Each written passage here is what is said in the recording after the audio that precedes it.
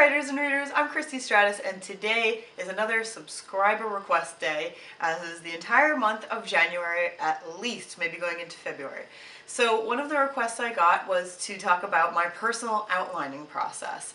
And I am not a big outliner, I'm really a pantser. I don't do much planning, but for a recent project that I've been working on, I did have to do a little bit of outlining, but my version of outlining is a little bit different than I have usually seen in the writing community. So I gave you a little peek at this last time.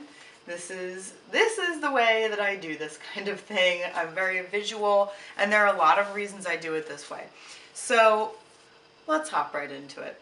You'll notice that these are all post-it notes. Why are they post-it notes? Because one of the things that I have a thing about writing on paper sometimes, even though it's in pencil, I made sure everything was in pencil so I could erase it. That helps me with my nervousness about getting something wrong, which I still deal with even though I've gotten much, much better with it. I do deal with that kind of, what if I mess up anxiety, even though you can delete anything off a Word document, you can erase off of here, I still get that. And the other thing was I felt very unsure of where I wanted things to go and how I wanted them to work. And so I put them on post-it notes so I could just move them around as I want to. So I could just pick up anything and move it wherever I wanted. And between having it in pencil and being able to move it around on the page, that really relieved a lot of my what if I get this wrong, I'm not sure what I'm doing type of feelings. It just helped a lot. It's really just a psychological thing, that's all it is. For some reason, when I go to outline in a Word document or in Scrivener, I always feel like it's too, claustrophobic isn't quite the right word, but as if I can't see everything. Even though it's sitting there, I just feel like I can't see it. It's as if, even though a Word document can be infinite, I still feel like there isn't enough space for me. I don't know why. So one of these bigger pieces of paper, this is more like what you would draw on. This makes me feel better about it. I can sort of spread out a bit, and for some reason it just helps me a lot. What I've done here is the reason I needed to outline this, even though I am a pantser for the most part, is because I started writing this at one point and then I continued at another point. Now normally that's not a big deal, but this time I got some characters really messed up. They were very, very different as they progressed. You can't even say they were progressions of the same characters. They just, I don't even know what they were. So at that point it was confusing to me. I was getting facts mixed up. This isn't historical fiction like Anatomy of a Darkened Heart is. This is completely fiction, but at the same time I had things I had set out earlier that I totally broke, you know, later when I was writing. And so I was getting very confused. This is the first time that's happened to me. Maybe I'll become a planner. I wouldn't count on that though. So what I've done here is I have multiple characters. These are the two main characters, and that's why they're on bigger sheets of, well, not sheets of paper, but post-it notes. And I just wrote a bunch of comparisons between them, and that's what helps me because I was having trouble differentiating between them. I only knew a couple of things were definitely different. The rest I just couldn't hash out in my head because I had already written them so differently and so just all over the place. So I needed to compare exactly next to each other, and so I have opposites next to each other, and then I have things that might be similar next to each other. I have just their personalities in general across from each other, and that seemed to really help me because as I filled out one on one side, I filled out the other on the other side. I could switch them around if I, literally pick them up and move them if I wanted to. I have a third character at the bottom here. The most important thing is that these two characters be very, very different, and that there be very clear differences between them. This character is totally separate, which is why she's on her own. So as you can see, even the visual aspect sort of helps me divide things up and understand it better. I'm going to call it a visual outline because that's how I'm thinking of it. I also have on here important things, like I have someone's will that's important, that's over here, and then I have a crystal that's important.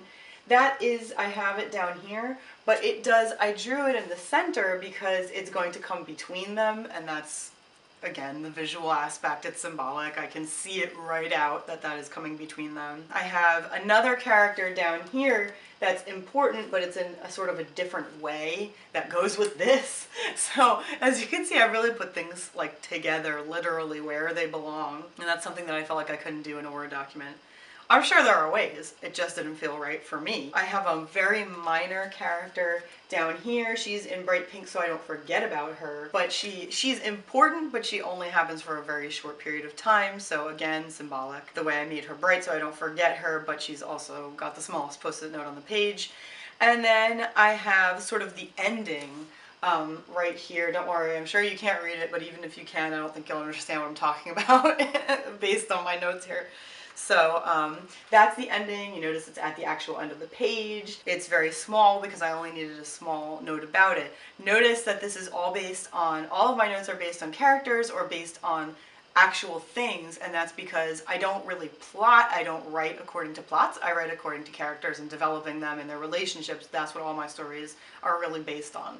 So that's why I've done it that way. If you're doing a plot, you could probably do it the same way. If you've got characters and actual things that matter, you can do it the same way. You can also add settings. You can do it however you need to, but this visual way of laying it out made a big difference to me, and I've been writing with absolutely no problem now. I was totally stopped for a while, and now I'm writing with no problem. I just sit down and start pumping out words, which is a really big deal, and of course that's what you prefer. I hope that that helps you. The only other way, I've never outlined before this, so that was really it, but the only other way I do it is like for Anatomy of a Darkened Heart and the rest of the Dark Victoriana collection.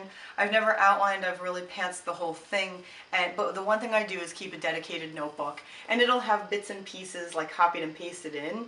I have this in another video as well called Real Life Pinterest. I'll link it down below. But like if I find something that I think is interesting, I'll literally cut it out and paste it. Again, this is the visual part of me. That's why Pinterest is important to me.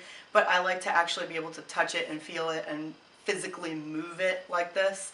So it does make a difference to me. This is why I call it a real life Pinterest, because I do have actual pictures in here that were going to be very, very significant, and they were significant. And so it makes a really big difference for me to lay it out. And I have really messy pages in here. You should never ever be afraid of being messy in your notes. I've just got changes and things all over the place. I know what it means, and that's what matters. Some are more organized, but this is just how I do things, and I'll get really excited about something like for Lock and Key. I needed to know how these locks worked. I have actual diagrams in here that I can go back to and sort of trace with my finger. I'm just that type of person. I need to touch it, and stuff like that. So when I get really excited about something, I will actually look up these pictures, print them out, put them in, and have them forever. And then I can also refer back to my inspiration in here. And another thing that can be useful is, I really like these pads. You can make these yourself, but I had bought them. These are little pads. These are Knock Knock. This isn't sponsored. I don't know them at all. This is just what I happen to use.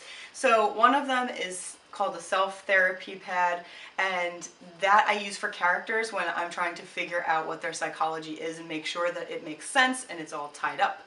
And this is really, really useful for that. And it's just a fun thing to use.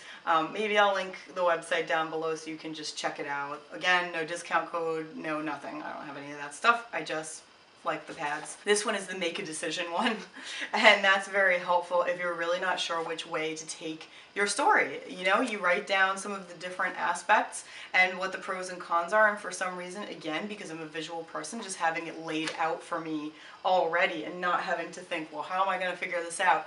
It really helps a lot for me. So that is another type of, I consider that sort of outlining, because I am, just laying it out that way. So this would be more like character outlining. This could be like plot outlining and setting outlining and stuff. Your chosen notebook is more of like any kind of outline you want, even of marketing stuff. It's just where I keep everything together for the Dark Victoriana collection. And like I said, I take notes in every which way. There's check marks and little check boxes and everything. So I would just call this notes and just trying to remember all my ideas and stuff like that. But of course you could outline in here as well. And then of course there's my visual outline, which I probably, now that I did it and I really, really like it and I like the effect it's having on my writing, I will probably do this more in the future. But we'll see, since I've always been a pantser, but things do change when you discover something better. So I hope that that really helped you. And let me know in the comments if there's any questions you have about this process, another process, anything, any videos you want to see. I love making videos that you all ask for. So thanks for spending time with me, and I'll see you soon.